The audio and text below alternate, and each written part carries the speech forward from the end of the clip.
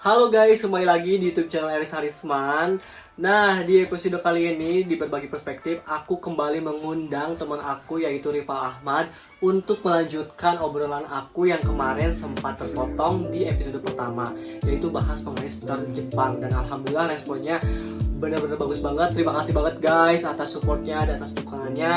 Dan kali ini aku pun bakalan bertanya kembali lebih dalam seputar Jepang tuh kayak gimana kepada Rifal, karena mumpung masih ada di Indonesia, karena beliau pun rencana di tahun ini akan kembali gaskeun OTW ke Jepang guys. Oke, langsung saja. Halo guys, Halo. Bro Rifal. Kita kembali lagi ya di YouTube channel Eris Harisman. Oke, siap. Kemarin alhamdulillah bro, responnya bagus. Oh, Jadi alhamdulillah. makanya kita bikin episode kedua. Seneng banget. Ya, pokoknya ini harus viral lagi, harus di trending satu bisa. Oke, siap. Kita usahakan. Oke, lanjut langsung saja ya bro. Kita bahas karena kemarin pun ada yang nanya-nanya kayak, please cenage pertanyaan nanti kurang panjang, kurang lengkap. Iya. Nah, makanya aku putusin untuk buka episode 2. Nah, langsung saja bro ke pertanyaannya, kayak gimana sih kehidupan di sana, semisal kayak tempat tinggalnya, terus daerahnya di mana, karena kan Jepang tuh luas. Nah, kemarin bro Rifal kerja tuh daerah mana di Jepangnya tuh, bisa dijelaskan mungkin ke netizen semua sahabat Eris. Nah, untuk pertama ya, kalau kita kerja kayak di Jepang, yang pertama kita itu kerja di suatu perusahaan. Nah, kalau kerja di sana itu kita itu nggak ngontrak, bukan berarti nggak ngontrak. Jadi si pihak perusahaan itu kayak udah menyediakan fasilitas tempat tinggal buat kita tinggal di sana. Bisa berupa mes atau apartemen, pokoknya tempat tinggal di Jepang berupa, kalau enggak biasanya rumah orang Jepang diisi berapa orang sama orang Indonesia. Nah, untuk biaya sewa rumahnya Tempatnya itu di mana bro? Daerah nama tempatnya kan Jepang tuh luas. Nah, kemarin bro Rifal kayak apa, diam berarti di rumah warga? bukan Di tempat mes. di tempat. Nah, itu tempatnya daerah di mana posisinya? Nah, kalau saya sendiri posisinya ada di daerah Osaka. Oh, Osaka guys. Nah, udah terjawab ya. Osaka. Jadi kemarin bro Rifal tuh bekerja di daerah Osaka. Osaka itu sebelah mana Bali? Baca ya, maaf. Beneran ya guys. Biar gak boring. Sebelah mana dari kota pusatnya Jepang tuh Tokyo ya? Iya. Nah, itu sebelah mana kota pusatnya Tokyo? Kalau Osaka itu kalau diibaratkan di Indonesia itu Bandungnya, jadi tengah-tengah Oh, I see. Indonesia kayak gitu. Oke. Nah, terus pertanyaannya selanjutnya yaitu mengenai biaya hidupnya tuh gimana? Nah, estimasi sebulan mungkin kemarin ketika Bro Rifal diam di Osaka di Jepang, itu bisa kayak ngasih mungkin referensinya kayak biaya hidupnya berapa per bulan. Kalau biaya hidup di sana ya lumayan agak tinggi lah, karena menyesuaikan sama budget gaji kita juga. Oh, Biasanya oke. saya itu Jadi kasih penghasilan besar, pengeluaran pun sama gitu ya. balance lah. Alhamdulillah. Paling saya itu per bulan bisa habis 5 juta lah buat makan. Guys, per bulan habis 5 juta.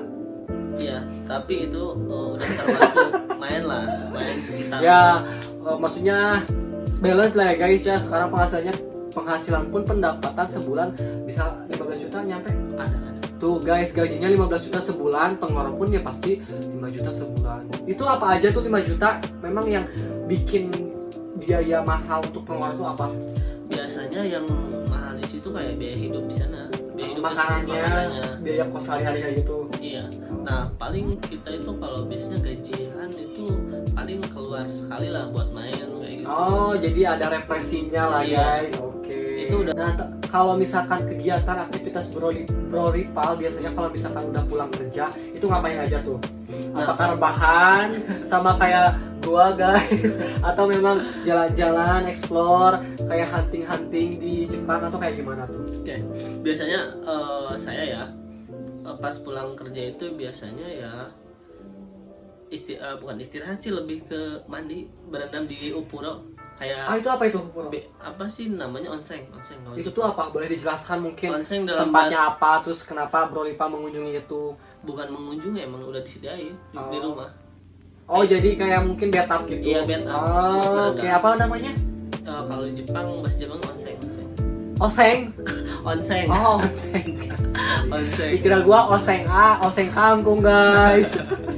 Onsen. Oh, oseng itu jadi mungkin kayak relaksasi gitu ya? Iya. Oke. Nah, kalau di Jepang sendiri, jadi udah kebiasaan ya, mungkin dari dulu dari nenek moyangnya. Jadi kita itu berangkat kerja itu nggak mandi, cuma cuci muka sama Seriusan? serius. Guys, gak mandi guys. Pantesan bau.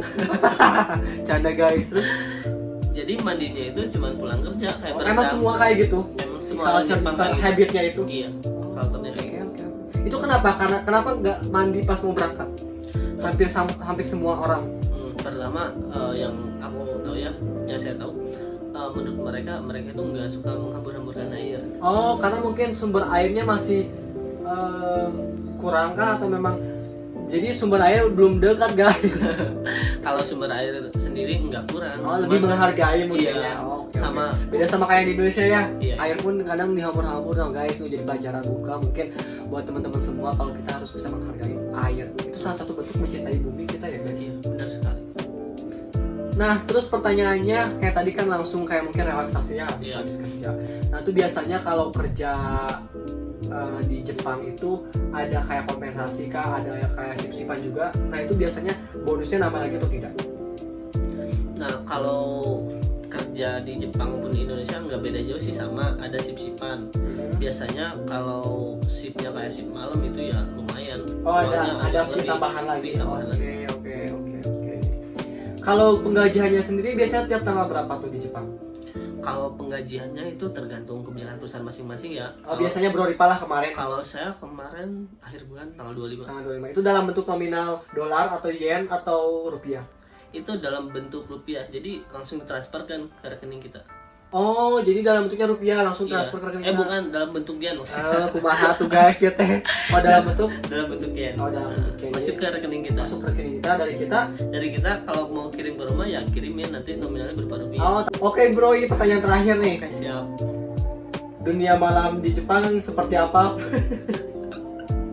Mungkin apakah Bro Ripa pun pernah kayak masuk ke dunia dunia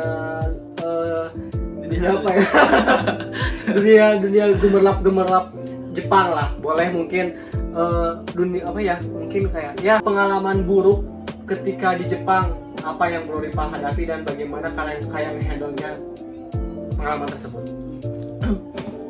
Kalau pengalaman buruk sejauh ini ya bisa dikatakan belum ada sih. Paling lebih ke kalau di sana di Jepang itu paling masalahnya tentang kerjaan sih. Apa tuh? Contohnya kita kayak tahun pertama di sana kan, pertama kita itu emang harus adaptasi sama kerjaan, kedua sama bahasa, ketiga sama orang Jepangnya sendiri.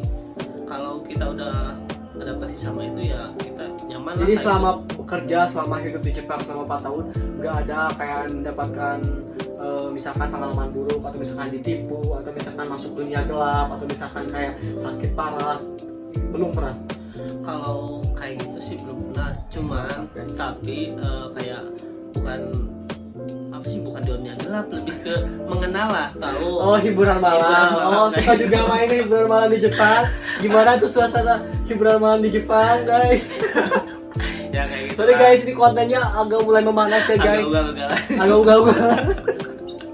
Gimana, boleh mungkin di-share sedikit Ya, hal yang menariknya yang membuat Bro Ripa tuh mau mengunjungi hiburan malam tersebut. Mencicipi pun.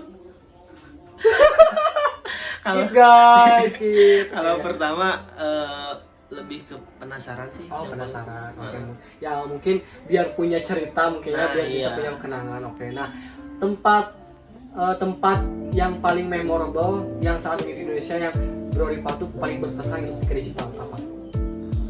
Dan alasannya apa? Dan alasannya kenapa? paling tempat jalan-jalan sih, wisata kayak Ya gitu. apa nama tempatnya misalkan yang paling berkesan banget buat Bro Ripa? Paling kalau menurut saya sih kayak Osaka, Kyoto, terus Kyoto. Shizuoka. Oh, guys, namanya pun aku masih aneh, semoga aku bisa otw ke Jepang ya Amin. guys. Amin. Oke, terima kasih Bro.